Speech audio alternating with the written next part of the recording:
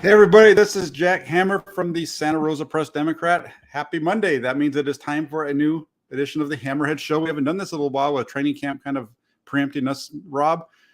How you doing?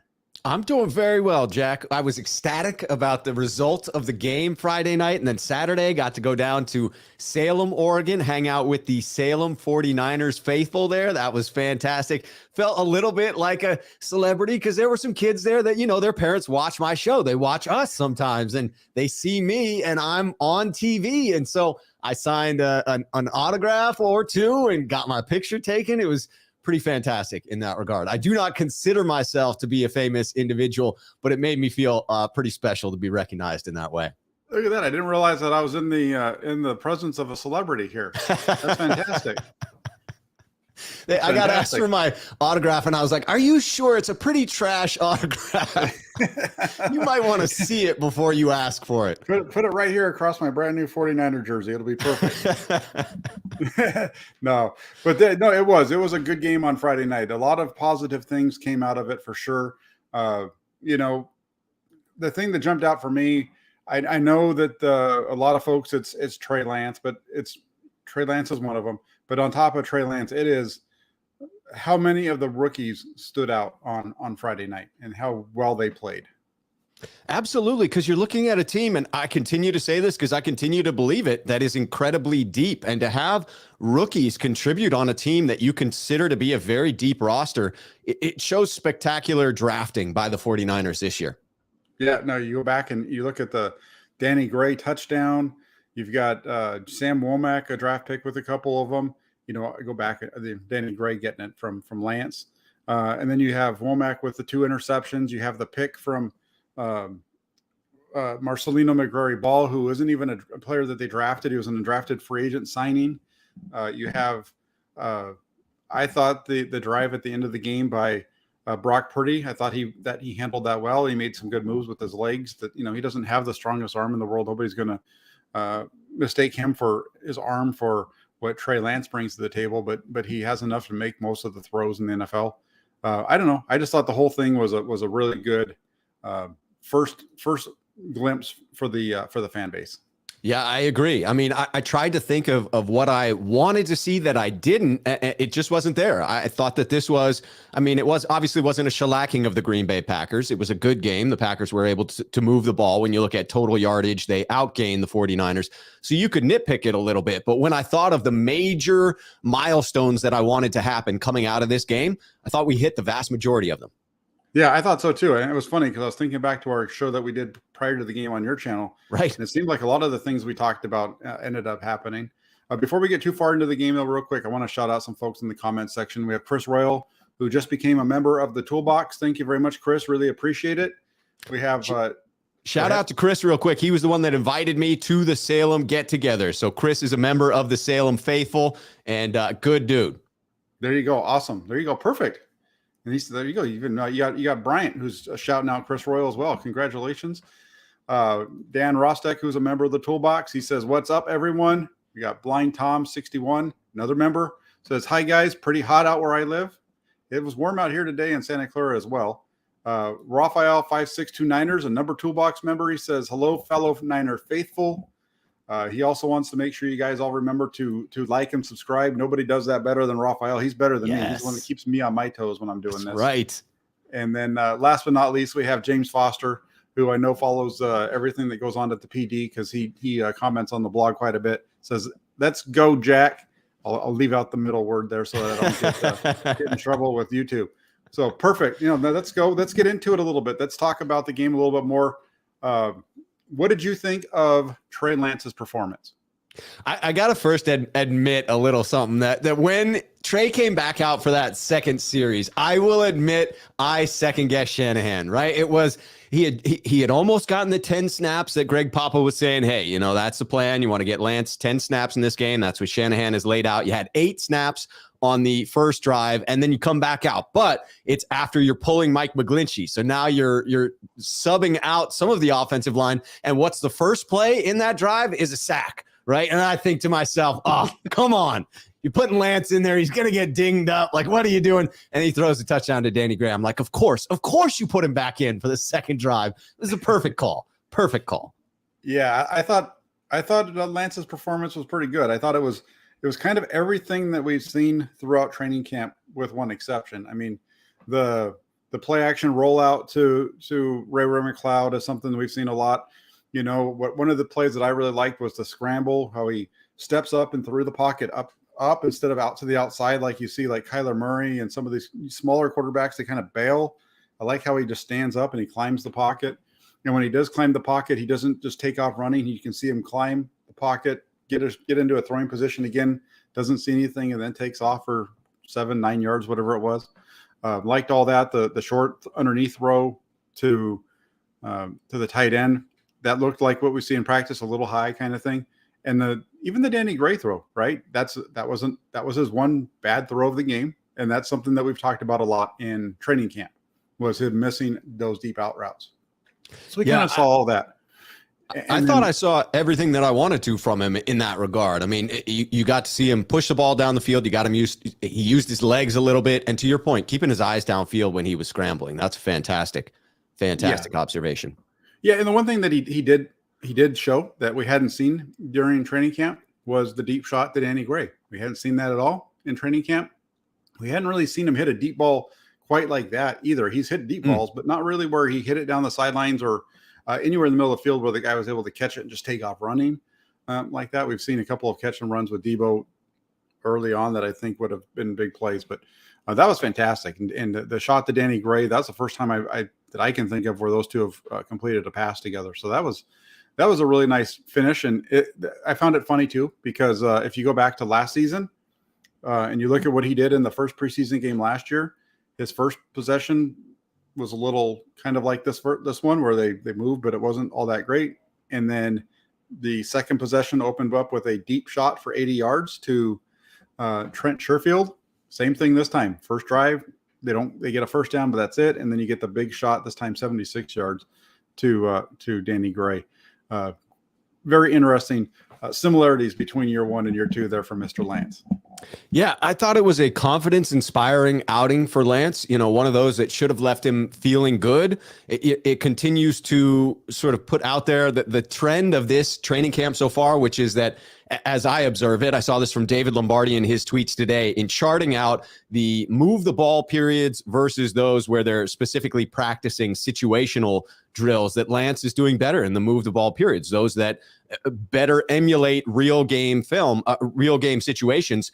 And you watched it on the field again, that he looked to be complete as a quarterback, that he does enough things, and Shanahan is able to highlight those things to where, even with the struggles that I expect to see this season, even with struggling through some accuracy, which I would expect to see out on the field, this game gave me confidence that Kyle Shanahan can absolutely use Trey Lance as his quarterback this season. It really solidified the feeling that our offense is going to be okay this year for me. Yeah, no, I think the offense is going to be fine. There's going to be ups and downs. It's not going to be a smooth ride throughout the entire season. There's going to be ups and, or even in a game, there's going to be ups and downs. I don't know if I totally agree with David's take or what he put out there in terms of of Lance being better in the move the ball periods. But what I will say is, in the move the ball periods, when they've in practice, when they've been in 2-minute situations, he's done very good. And those are the situations where you would envision he's thinking the least amount, right? He's just allowing himself to play in those moments. Absolutely. And then he also did have one really nice one that I remember from a couple, last week. It was the same time, and he had that really good 2-minute drill that everybody got excited about at the end. It was coming off of a rough day and so on. So no, it's good. It was good to see. It was good to see him get in a game situation and try to move the offense, because then you get to really see kind of how it all works. The running game was going. Trey, hit his throws, and it was a very positive experience, and everybody should be happy walking away from that one. I know that I walked away positive, and I've been positive on him, even though my reports aren't always, glowing with what he's doing.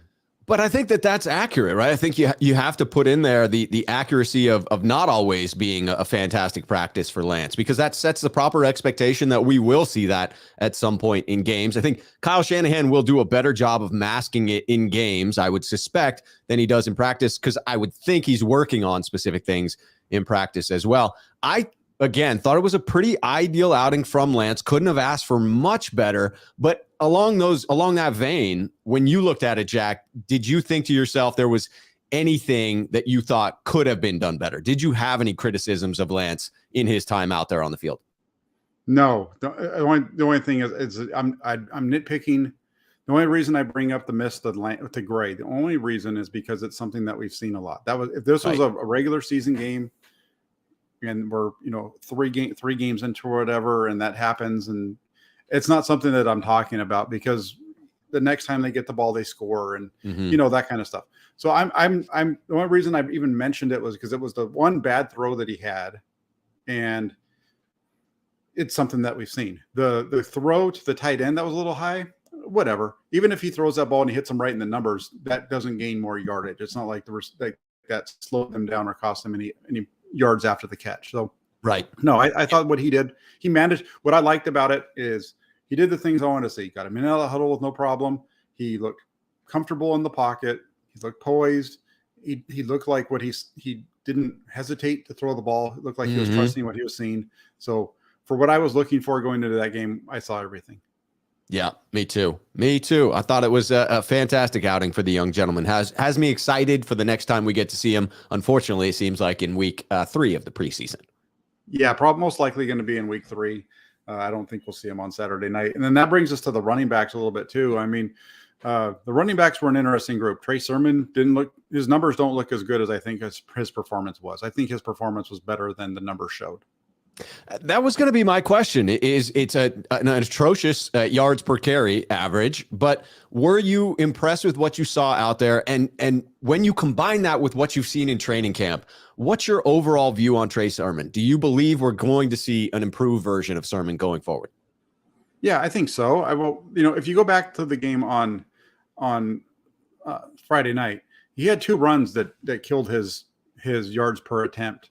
He had a -5 yard run, I believe it was, and a -3. So those 8 yards really knock him back.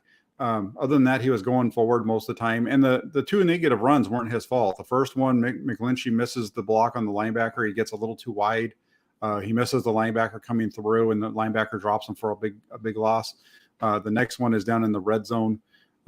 There's nothing play side, so he goes to bounce it back. And Justin School's been pushed back, kind of beat a little bit on his run block, and he gets dropped again. So I think Sermon will be fine. I think he'll be an adequate guy.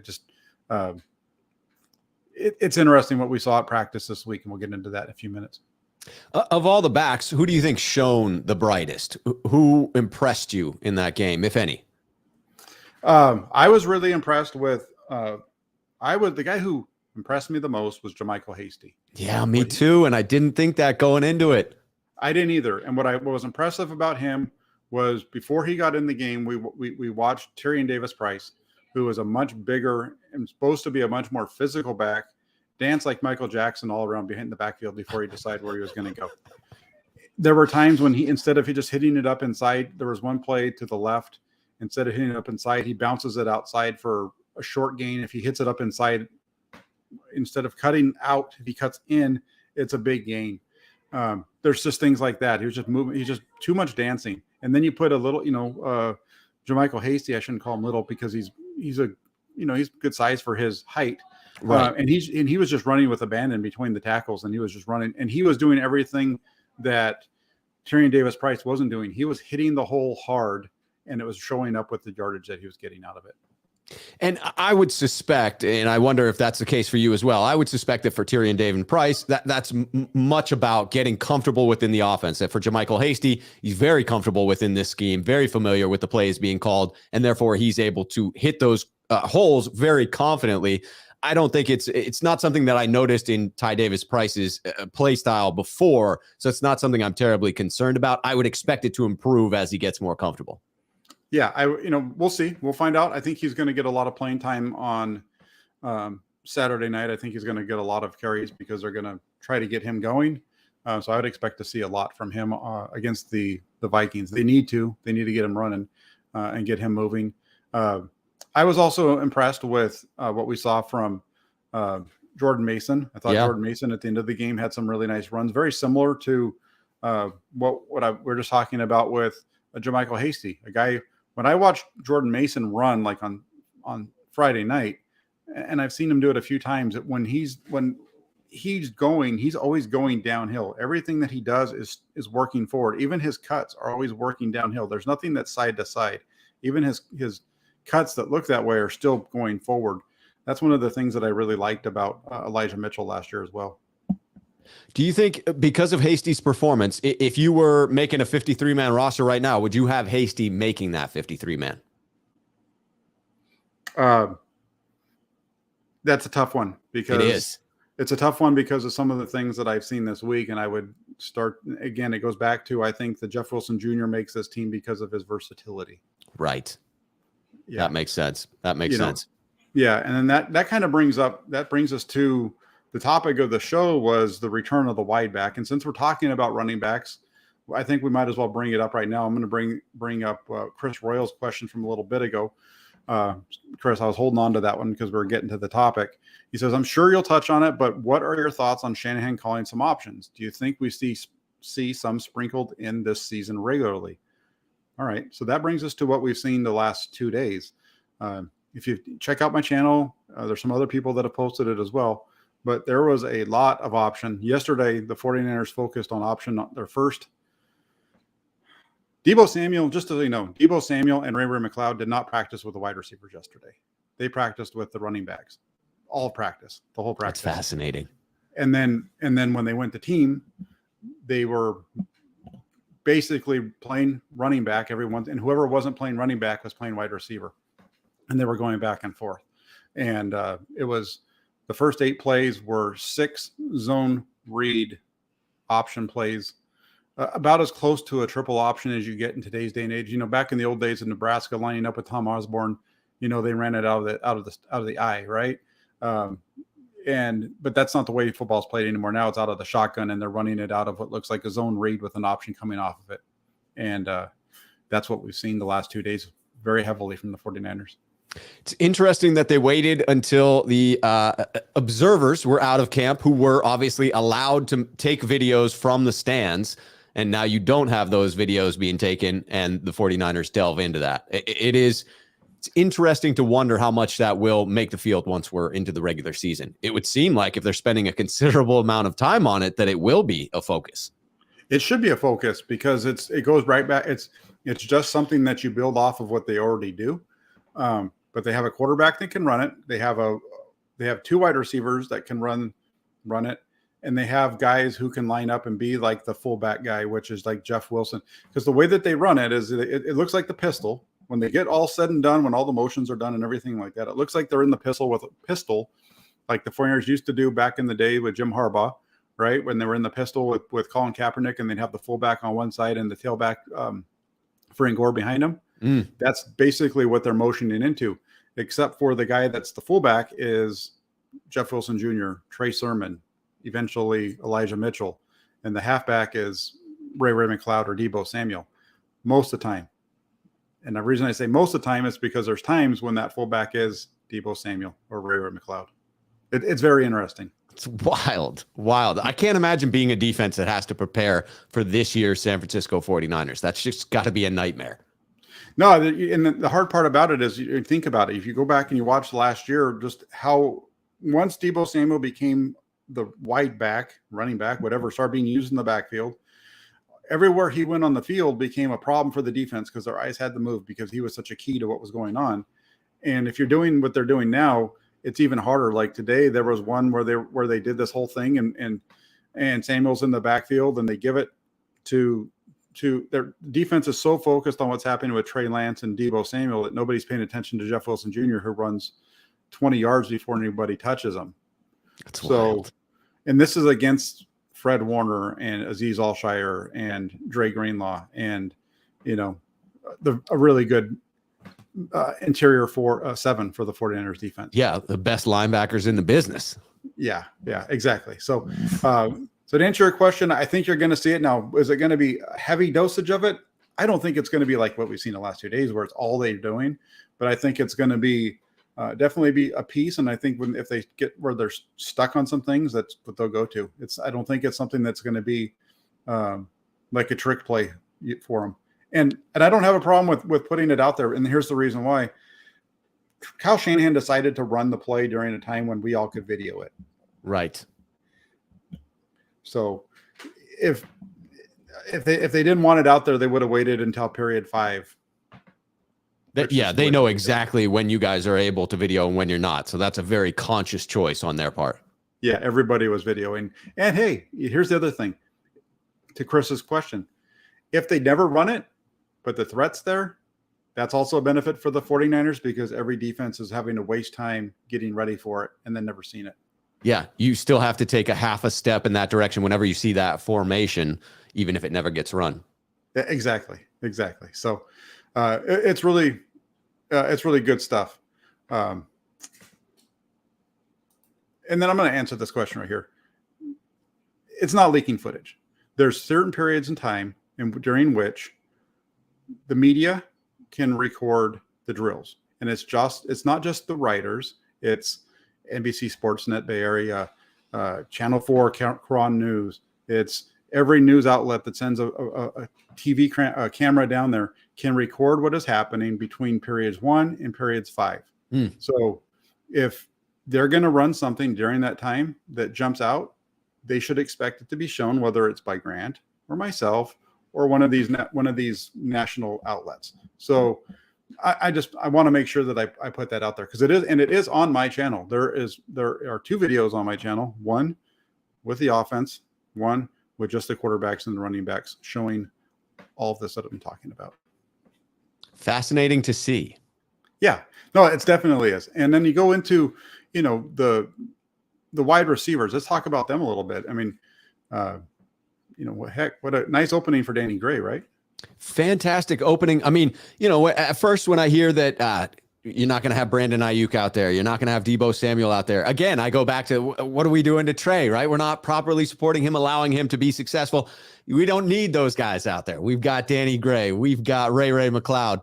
And it allowed them a chance to show off and really instill some confidence in me that the 49ers now have a deep arsenal of weapons that have different skill sets. I mean, what I saw from Ray McLeod was phenomenal out there. I thought that he looked really sharp. The one catch by Danny Gray just highlights the wheels that dude has. And you would think that a shot now and again to Danny Gray to take the top off of the defense will be coming on a regular basis. I mean, I suspect that teams will see, that he has trouble getting off of the line if you jam him there. But if he gets a free release, that just seems like a deadly option to me. Absolutely. And I think the other piece when it comes to what we saw, the touchdown from Gray, take Gray out, put Brandon Ayuk in there. That, again, Put Ayuk in that situation. Put Deebo Samuel as the guy that's running the curl on the outside, whatever. That shows you the explosiveness of the offense. I really liked it.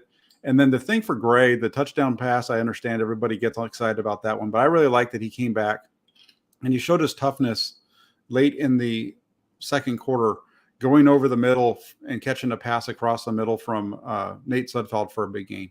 That one showed me more than the deep ball. I knew he had the speed, and because I'd seen him burn Ambry Thomas and a couple other guys in recent practices. So to see him go over the middle, though, and catch that in traffic and get hit hard like he did, that was nice. Yeah, absolutely. You love to see that. You love to see the additional skill set that maybe you weren't confirmed was there. You've been seeing that speed in practice over and over again, I'm sure. Yeah, and the Ray McLeod deal. I mean, the touchdown was great. Heck, he made the guy fall down. The guy's tripping all over himself and rolling around. Right. And then you have he gets the completion from Lance as well. The only negative on McLeod's night was we know that coming in, he has fumbling issues, and those showed up with the one catch over the middle when he got hit and fumbled. Any concern with that? Because quite honestly, I mean, that's a pretty significant thing to happen when you have like the entire offseason, everyone's like really excited for Ray, just worried about the fumbling issues. And then game one, there it is. Like if that comes up, that could really hamstring him as far as his usage within the offense, I would think. I think it should be a concern. Turnovers are a big concern. Right. Kyle Shanahan said as much last week when, he was talking about some stuff that he had seen from Trey Lance on a tough practice he had the weekend before. You can't turn the ball over deep on either end, especially if you're driving. You don't want to give the ball up. You don't want to give it, turn the ball up deep on your own end either. You got to hold on to the ball. And Ray McLeod does a lot of things good. He needs to hold on to the football. Yeah, I would tend to list him as the second best offensive star in the game behind Trey Lance. But that was an area of concern for me because I hear from the coaching staff of, well, we felt like that was a bigger issue earlier on in his career. But in my, cursory glance at the statistics, they feel fairly spread out over his career. So it felt like a continuing issue for me.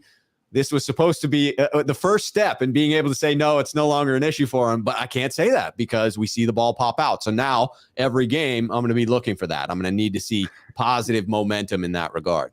Yeah, no, absolutely. And then real quick before we move on to the tight ends, Rohan says, should I make another surprise appearance on the Hammerhead Show? I don't know how you're going to do that, Rohan, unless you're in Oregon or you're going to be sneaking into my backyard over here. But no, I'm kidding. Rohan's a good guy. We had a really good conversation after he showed up to our party on Friday before the game. Great That's guy, awesome. does a lot of good work. So check him out over at the 49er Web Zone. Absolutely. 49ers Web Zone. Let's get into the tight ends a little bit. Any thoughts on I know we didn't see George Kittle, but did you have anything jump out at you from the tight ends? I thought that I saw good things, decent catches from both Ross Dwelly, obviously in that slightly overthrown ball that he was able to come down with from Lance, and then in Hudson as well, who I've predicted as being this year's Ross Dwelly and overtaking one of those spots.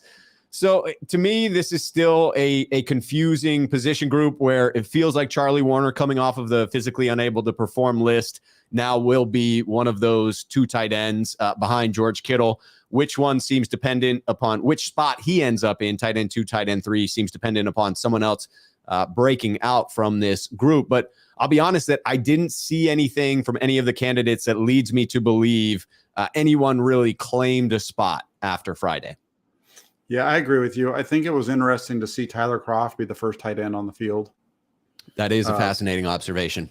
He was on the field for the touchdown. He was the one that ran the little curl that was Gray went deep behind him on and stuff like that. So it was interesting to see him get the run that he did.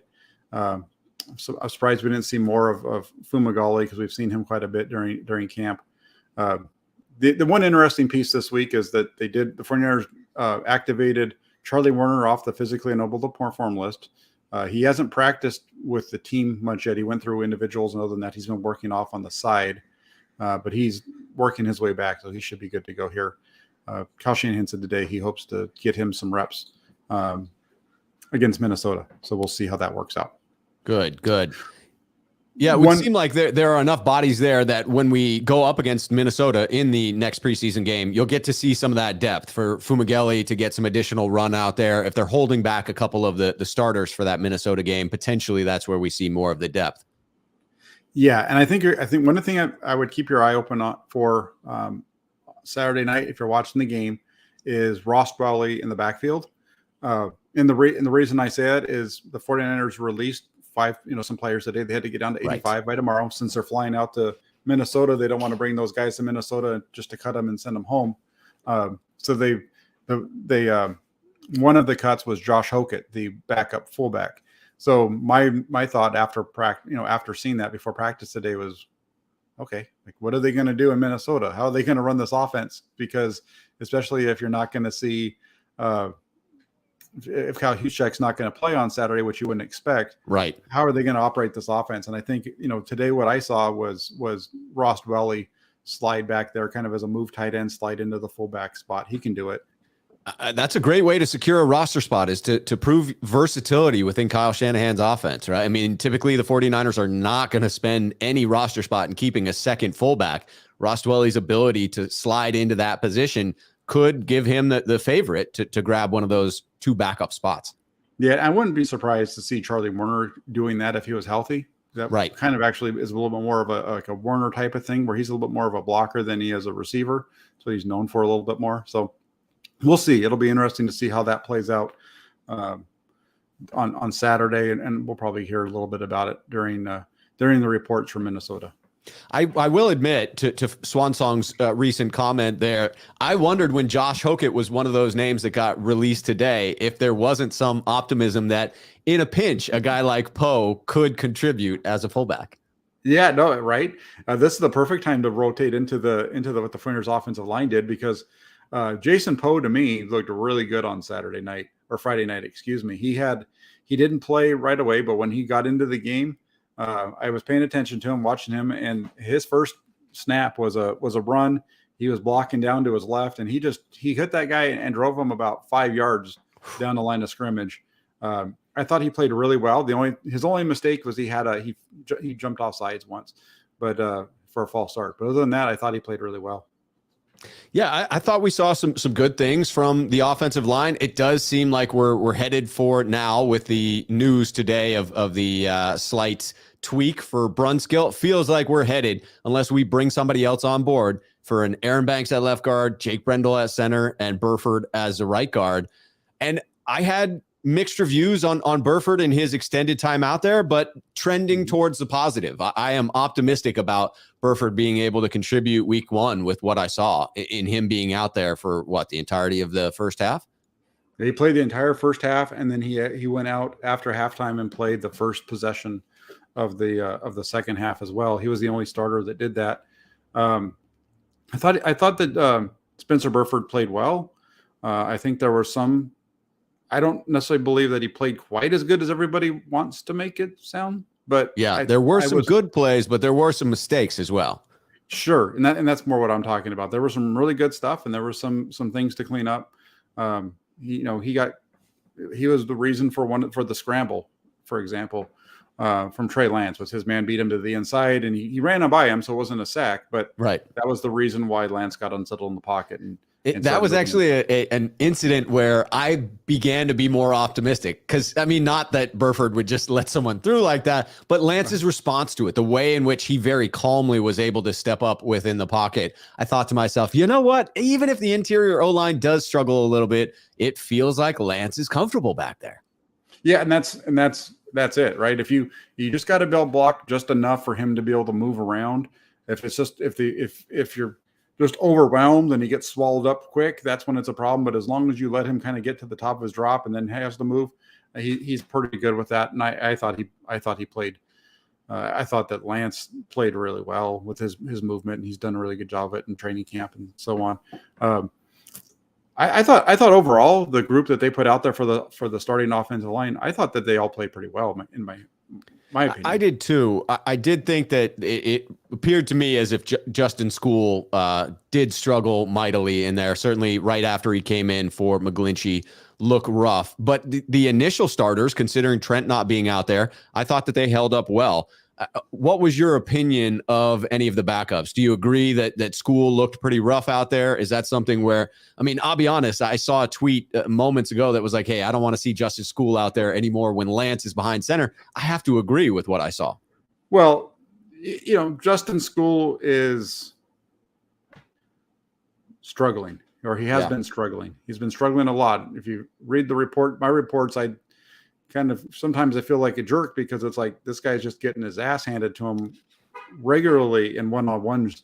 Like he had a day where he went up against Tomoko Ture 4 times.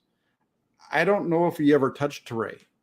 I mean, between the speed and then Ture's ability to spin.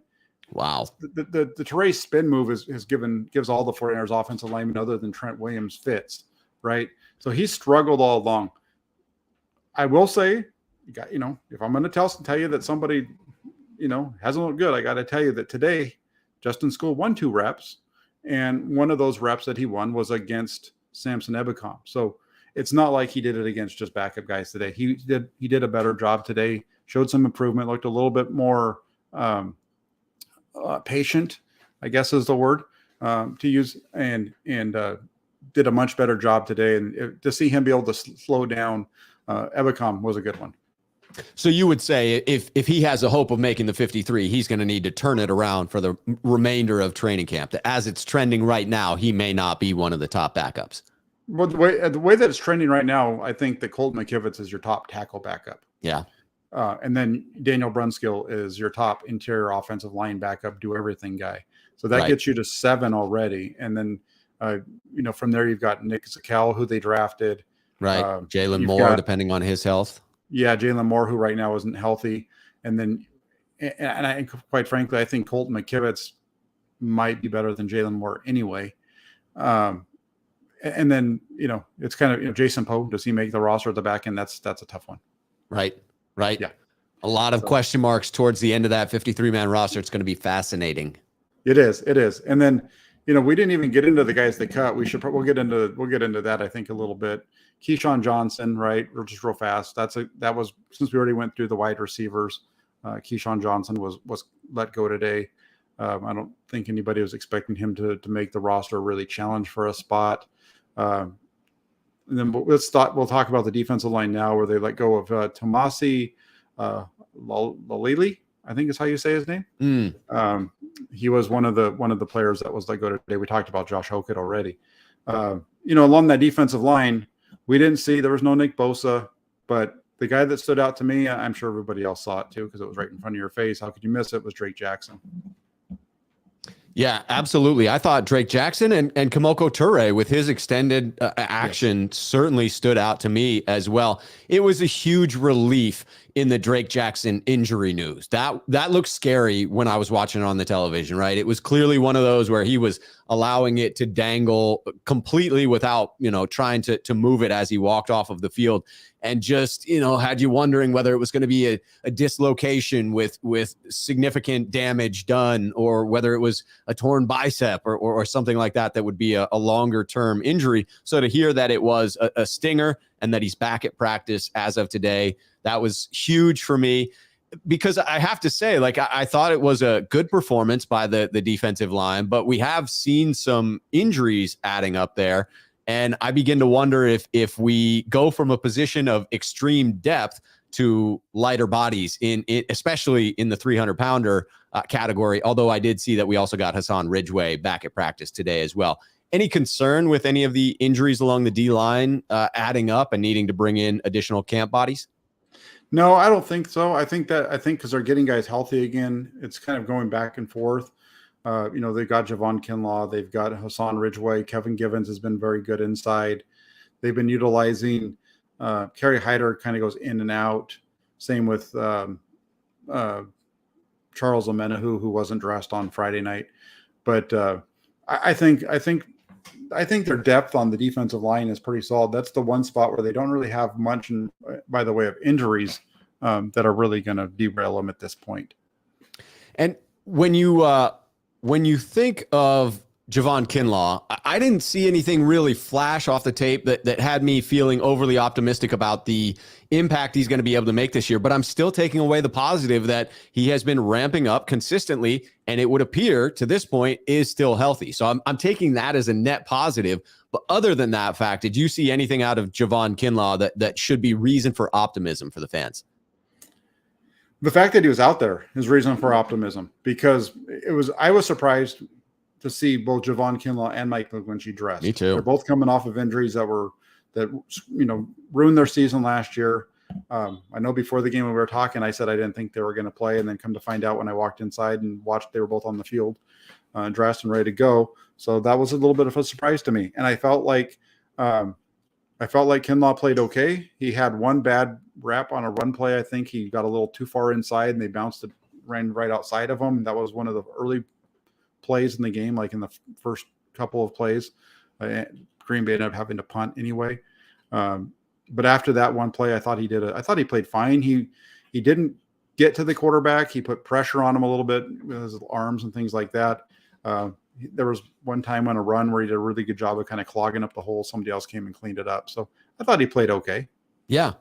I mean, he's not at a position where you're going to see a huge number of highlight reel types of plays. It's the type of position you see more frequently when they are unable to do what they need to do at that position. Yeah, that's right. That's usually what happens, right? They show up when they've screwed it up. So uh, that's true. But I thought that Kinlaw did fine. Drake Jackson was so good before the stinger. The one play there where they booted out and he kind of went in, comes back out, and he's able to lean and still get his hands up and knock that ball into the air. That's where you get your interceptions. That's where turnovers come from. I know, we saw the pick by Marcelino McCrary ball. That's all off of a deflection. The one that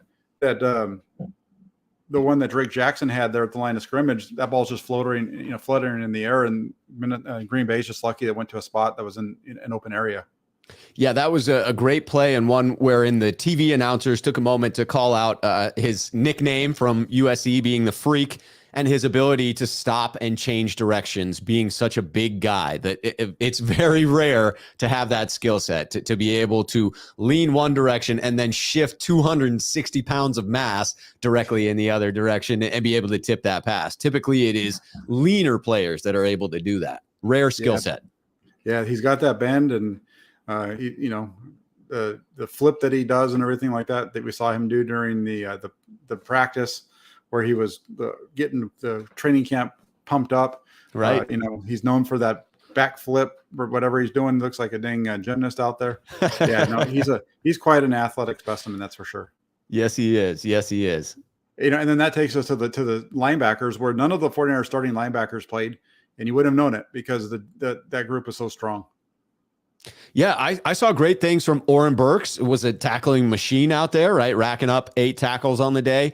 Flanagan Fowles, lighting players up. I mean, had some highlight reel hits going out there. That was phenomenal. And then Marcelino McCrary Ball, clearly a standout in that one, coming away with the pick there. And I was reading up on that. That's the question I come away with is I felt this position group was pretty much locked down, that you had your 5, that it was going to be 5, and you had your 5. Obviously, the starting 3, Oren Burks is an absolute lock. And then I viewed Flanagan Fowles as most likely a lock. And some of the pieces that I read today, in particular, one article mentioned that potentially McCrary could push for that position. So I wanted to get your take on it because you have seen him consistently. From what you have seen in practices, would you consider him a legitimate threat, McCrary Ball, overtaking Flanagan Fowles if he continues to play in the way that he has?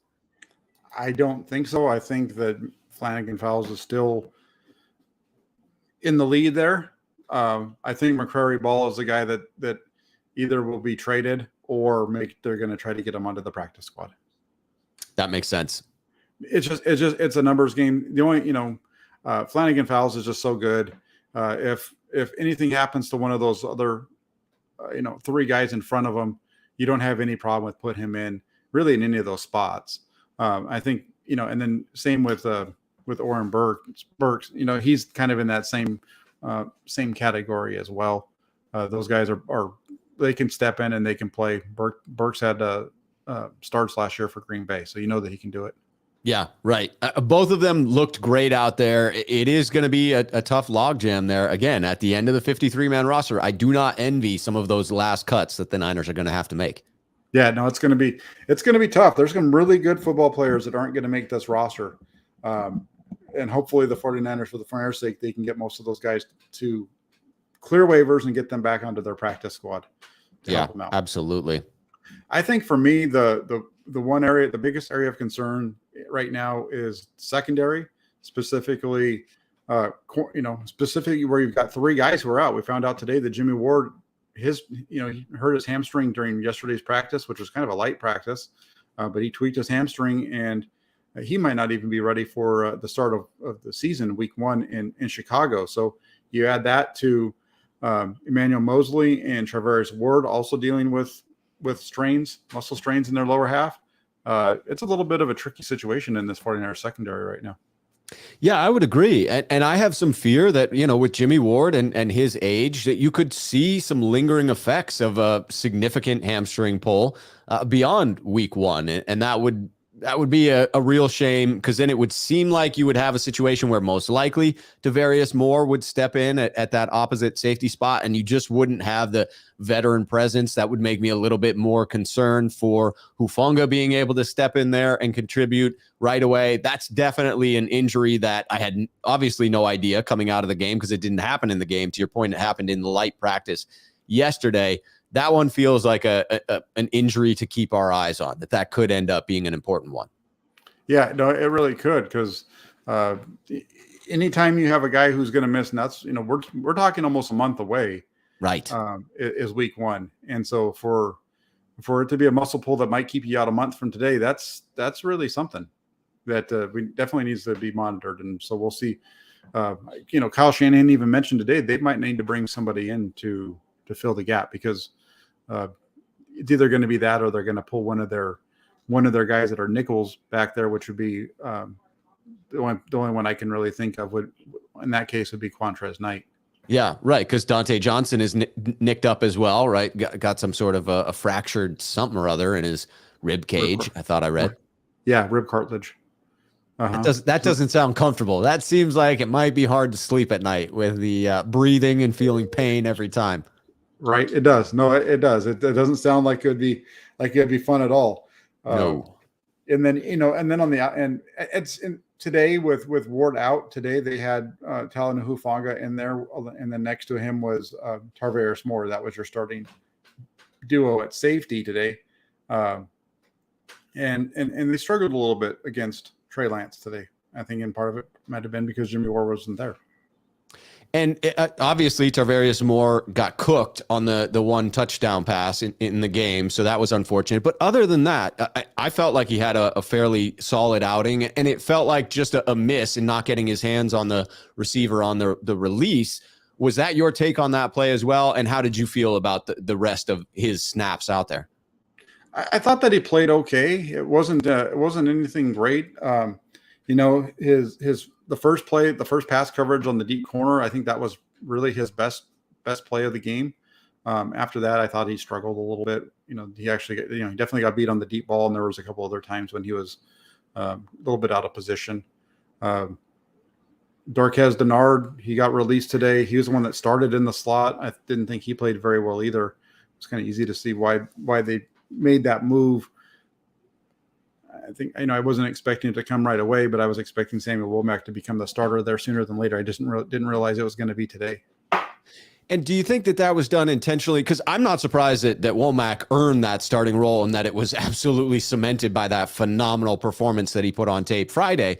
I was surprised by the release of Darquez Denard this early in camp, because it feels like he's your obvious backup there. Does this signal to you a shift towards acknowledging a youth movement in those backup spots, that the 49ers invested some draft capital and there are some bodies that they want to keep on the roster, and Darquez Denard, being the elder statesman there, didn't offer that upside? Because I was honestly, again, surprised at your top backup being released this early in preseason.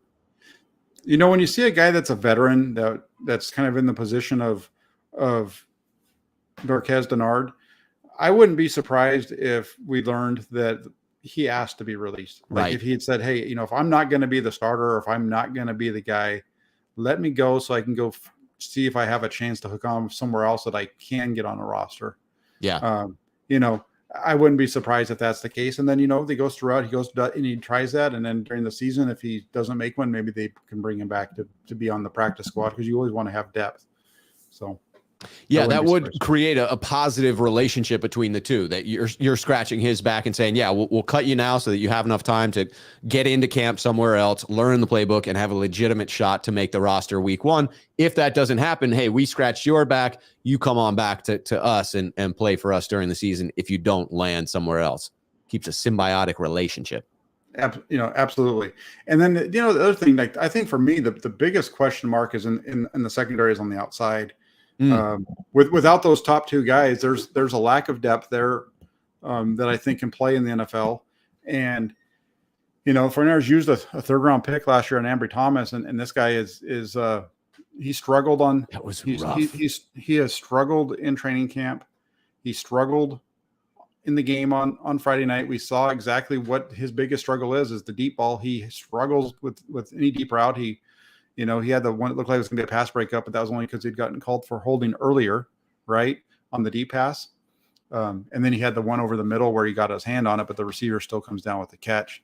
Just nothing is going his way. And this week, in the first 2 days of this week, we've seen Ken Crawley, who is a 6-year veteran that the 49ers just signed about a week ago, getting run with the starters over Ambry Thomas. And Ambry Thomas hasn't been worked with the starters at all. Yesterday, it was Tariq Castro-Fields, the 6th-round draft pick this season, that worked on the opposite side of Crawley. And then today it was Deommodore Lenoir working on the opposite side of Crawley. Man, that's a precipitous drop for Ambry Thomas from where he finished last season to where he started. I will say it was tough to watch because it did feel like he was insecure out there on some of the plays. It just doesn't feel like he's playing with confidence at this moment. No, it doesn't look that way at all. And then I think too, you kind of look at the 49ers, even last year, when he was playing, they were playing him so soft because they were afraid of him getting beat deep. So he was playing soft coverage all the time. That was one of the things we talked about a lot in the offseason about why we were so excited about the Travaris Ward signing, was how they were going to be able to tighten up in the secondary. Right. And with Ambry Thomas, it's one of those things where when the play's in front of him, he's great. He's a really good guy when it's a short pass. When it's deep, that's where he gets lost. And we've seen it all the way through. And right now they're in a position where Crawley is kind of like that guy off the street, like they did last year with so many guys. And he's kind of in that role right now. He's the veteran that they just signed who comes in and is just able to keep the ship going right. And then also one other thing on Thomas, not to keep beating a dead horse, but the 49ers defense didn't look a lot different without Ambry Thomas on the field in the divisional game against Green Bay when it was Dante Johnson replacing him. That's a fair point. Do you think that Ambry flashed enough last year such that regardless of his struggles this year, he will make the 53-man roster? Or do you suspect that if it continues throughout the remaining of training camp, that there's a very real chance that he doesn't make the 53-man? I think he makes it, or he's on the bubble. Yeah. Right now. I would lean a little bit more towards, just because, again, it's the top two guys and we know who those top two are, Ward and Mosley. And then you've got, I think Crawley all of a sudden is in that mix. And you've got Deommodore Lenoir, Ambry Thomas, Kadar Holman, all kind of in that, middle ground where you're not really sure what they give you in terms of being a guy that's going to be able to really step in on game day and make enough plays for you. Yeah. And just to say, in fairness to the 49ers depth there, I think if you take the top two starters off of most NFL teams at cornerback, they are going to be in hot water. So I think the 49ers did a good job of shoring it up there. But until Jason Verrett is able to come off of the physically unable to perform list, then they don't really have a third starting caliber cornerback out there. No, and I agree with you, and that's kind of where they are. It's the same way with everybody, every NFL team. If you took the top two defensive corners off of any NFL team, they're going to struggle. Yeah, so I don't think the Niners are in a terrible situation. At least they have two solid starters. It's just a bummer that right now both of them are hurt. But if anybody's going to be hurt, this is the time to do it. Yeah, I'll take it. It's like putting them in bubble wrap, throw them on the shelf, get them ready for regular season. Let's do it. Hey, absolutely. And the only concern for me is that Emmanuel Mosley has been Emmanuel Mosley's tenure with the 49ers is injuries and not being able to stay healthy for any length of time. Right. You've got to think he's going to be more willing to play through a whole lot this year, being that it's a contractual year and he's attempting to earn that bag. But historically, it has been an issue. Yeah, no, it has been. So we'll see how it works out for him. But, we just said it's preseason, week 1 done. First game's a month away. It's fine. Let him get healthy. Let him sit out. There's nothing that he's going to prove today or tomorrow that's going to impact your season at all. So let these other guys get reps. Let them get up to speed so that when the season comes around, maybe they're going to be better than they are today. Right. And not to, continue to throw shade at Ambry, but it did seem to me on that one special teams return where Robbie Gould ended up having to make the tackle, which was highly unfortunate. It did seem like it was Ambry who lost outside contain on that as well. So that sucks when you can't contribute on defense and you're struggling on special teams as well. That's exactly right. And that's the other part. I was just going to say that because we hadn't talked about special teams yet. But yeah, the special teams I thought looked okay. The one big return that they gave up was it was Ambry Thomas who gave up contain on the edge and let it go for across midfield. So yeah, it was rough. That was rough, but I thought for the most part, I was excited by what I saw on special teams. Some sure tackling. I guess I'm confused a little bit by why we can't seem to nail the kickoff, right? I mean, it's like, oh, well, we got to get him focused on punting. So Mitch is going to be focused on just punting. Robbie Gould will handle the kickoffs, but Robbie's a little bit older, and so he doesn't quite have the leg to get it into the end zone. Thankfully, it feels as if we do have a coverage unit that will be able to tackle opposing teams inside the 25. But man, it would be nice to feel like when we need to, we can just boot it into or out of the end zone. It would be nice to have a guy that can kick off and put it in the end zone, right? And just so that that every time you're kicking it off, that they're starting at the 25 or inside the 25 instead of out around the 30 or 35, which it seems to happen too often, even now with Brian Schneider as the special teams coordinator in one game. Right. We're going to start ripping just right one. Now. Yeah. And Green Bay was trying to, make some amends for what happened on special teams last time we got together. So they had some added motivation for a good showing. Hey, here's the thing. Green Bay had the ball right there for a field goal, and the guy kicked it into the tunnel, a la Chase McLaughlin back 2 years ago against the Seahawks. The only problem, I was going to put that in my live blog. I just couldn't remember the spelling of his name fast enough to type it in. I just said, "Oh, what the hell with it," and I just left it out. But yeah, that was the first thought that went through my mind was, wow, that looks like Chase McLaughlin against the Seahawks. Oh, rough. I got to put this one up here too, because Bryant is a Toolbox member and he is a huge fan of Robbie Gould. So shout out to Robbie Gould. Since he's such a fan of Robbie Gould, I will say that in today's practice, Robbie Gould went out there and he nailed 4 for 4, split the uprights right down the middle. He's just a machine, just a freaking machine when it comes to kicking field goals. It's like, those old days, that old game when you were a kid, there was a kicker and you smash his head down and you kick the ball. Remember that thing? Yeah. You probably don't. Yeah. That's kind of like Robbie Gould, right? He's that accurate. You just pop him on the top of the head and the ball goes through the uprights. Electric. I'll take it. I tell you what, man, at different points in time, I have questioned the strategy of paying a top tier kicker. But when you look at the ability to make those kicks consistently, the peace of mind is worth Jed York's millions, I would say. Hey, that's exactly right. Because if it's not me paying, I don't mind. Go ahead and pay the guy $10 million. I don't care. It's not my money. Come on, Jed, stop being such a cheapskate. No, real quick, there's this one up here, and it's from Alice. He says, "How do these guys get injured so quickly? Is this a conditioning issue?"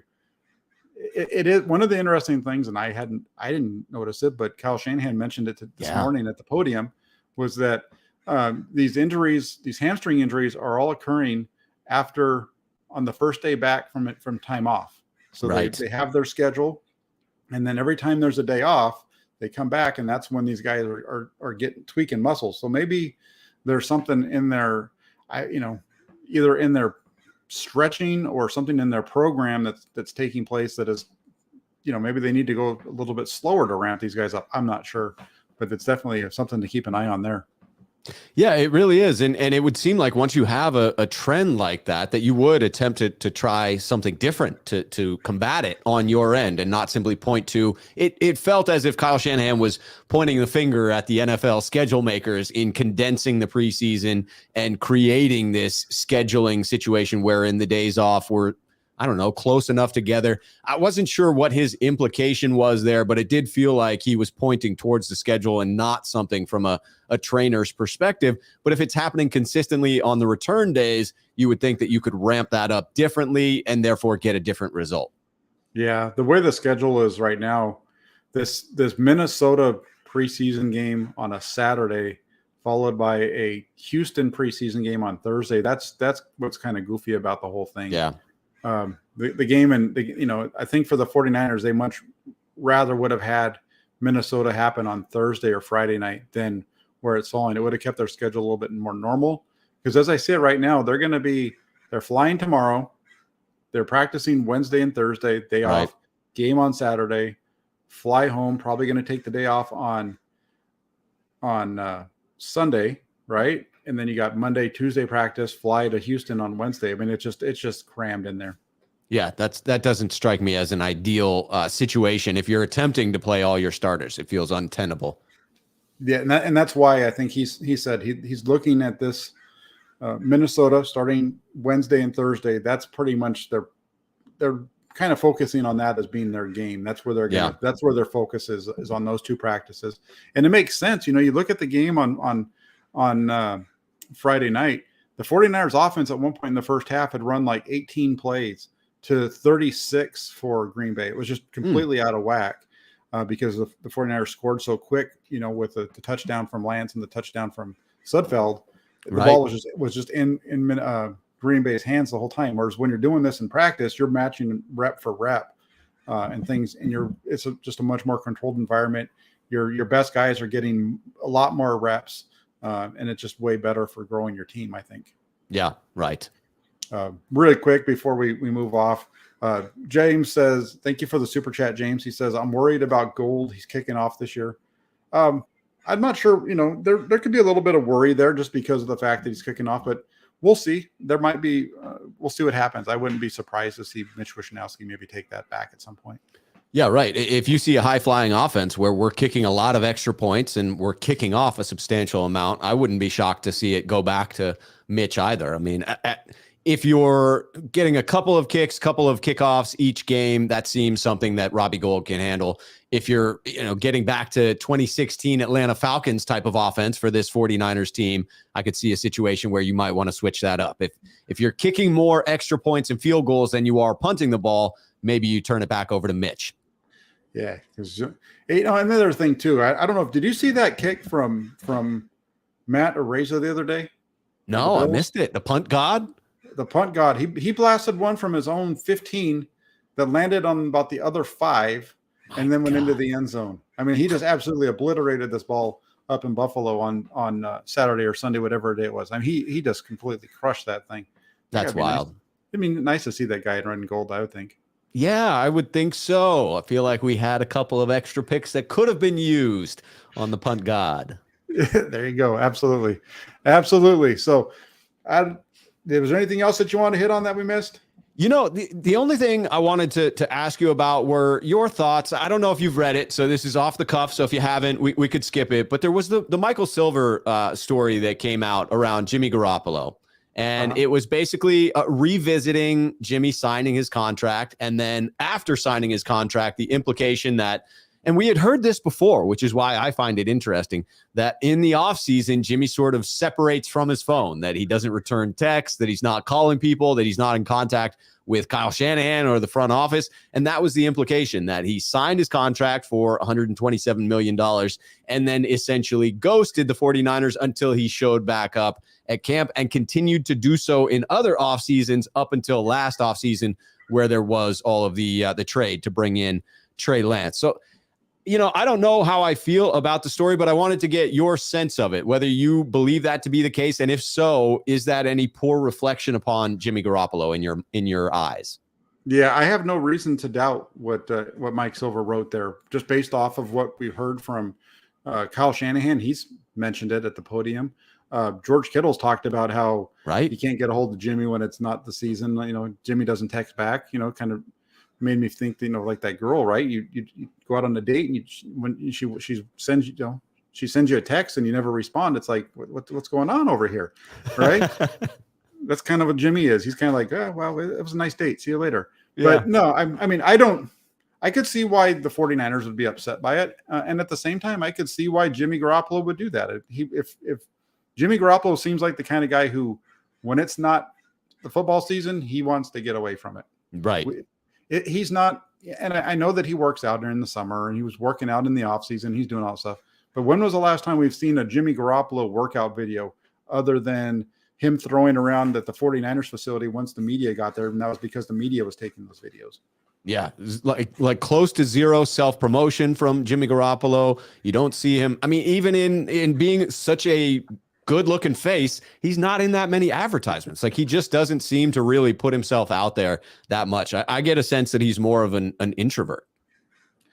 Yeah, I think there's introverted, I guess, would be a good way to do it. He's a guy that definitely comes off, across polished when he talks to the the media and whatnot. But I could see him. I don't know. I don't have a problem with it from the standpoint of I'm not the one that has a deal with them. Yeah. Right. Do you? I can understand like where he would be coming from, where it's just like, hey, it's the off season. I'm going to go do my shit, and I'll see you. I'll see you in what is it, May for minicamp. Right. I'll be back when it matters. When you actually need me to be there, I will be there.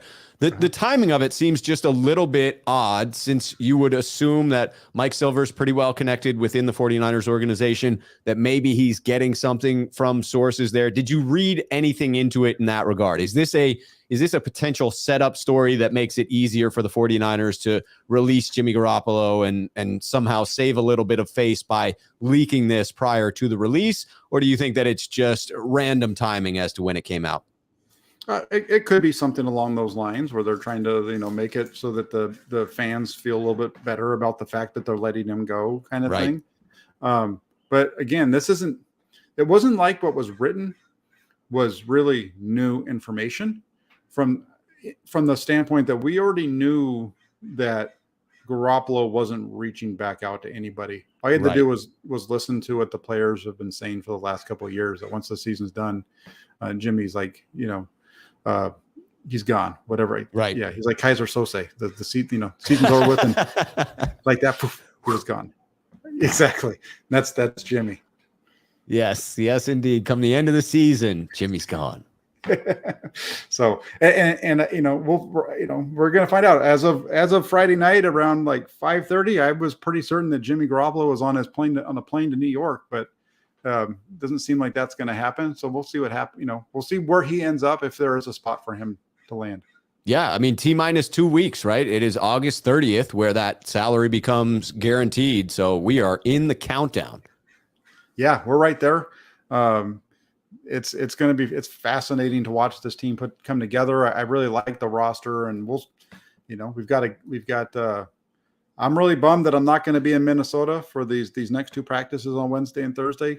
Finances kept me here, but it's going to be interesting to see and all those reports, and then the game on Saturday. And then I'm hoping that there's going to be a couple practices before they head out to Houston, just to see a little bit more of this team getting put together.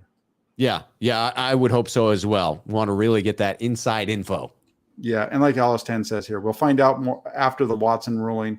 That's when we're going to find out more what happens with Jimmy Garoppolo, because I think he's right. I think the Watson deal, that's probably the landing spot for him, unless somebody else gets hurt across the NFL. Right. I mean, it came real close with Zach Wilson. I mean, I heard that they're still, waiting to see what the surgery looks like, but it seems they're optimistic that he could be ready for week 1. So even if it goes not ideal, you wouldn't think it's a season ender for him. Yeah, no, it doesn't sound like it. It sounds like if anything, it might just be a week or two. Yeah. But we'll see. We'll see how it goes for there. Just want to say thanks really quick. We're going to wrap the show up now. I want to say thanks to everybody in the comment section. You guys are fantastic. A lot of good questions over there today. And then Rob, man, you always come in here and you always save my bacon every Monday. I always enjoy it, Jack. It's a pleasure talking with you. Pleasure interacting with those folks here in the chat. I got to second that. It was a phenomenal chat the entire session. Yeah, and fortunately we didn't have the what was it the 49ers, what's the Niner noise? Is that the Niner noise? Yeah, the Niner noise. Yeah, we didn't have them banging their drums behind me for the show like we did on Friday night. That was pretty good too. That was good. We may have to get a soundtrack of that so we can play it on loop in the background. There you go. Yeah, just to make it sound like we're at the stadium. There you go. That's right. Hype it up. There you go. So I want to say thanks to everybody in the comment section. Thanks to Rob. If you guys are following, if you're not already following Rob, make sure you get over to his channel. I've got it underneath in the description. It's at Rob Shoe here on YouTube. At the Left Shoe is his Twitter handle. Make sure you're following him in both places, especially on YouTube, because that's where the money's at. And you can get he does great content. He's got something that goes on almost every day. So make sure you're checking out Rob's channel. Make sure you're getting yourself over there. And then also before you leave, hit that like button and subscribe button, and that little bell so you know when we go live every time. But other than that, thank you again, Rob. Thank you, everybody in the comment section. Have a great rest of your Monday. Check out Rob's channel tomorrow because he's got something good going on. Got that mailbag going tomorrow, 5 p.m. There you go. Take care, everybody. Cheers.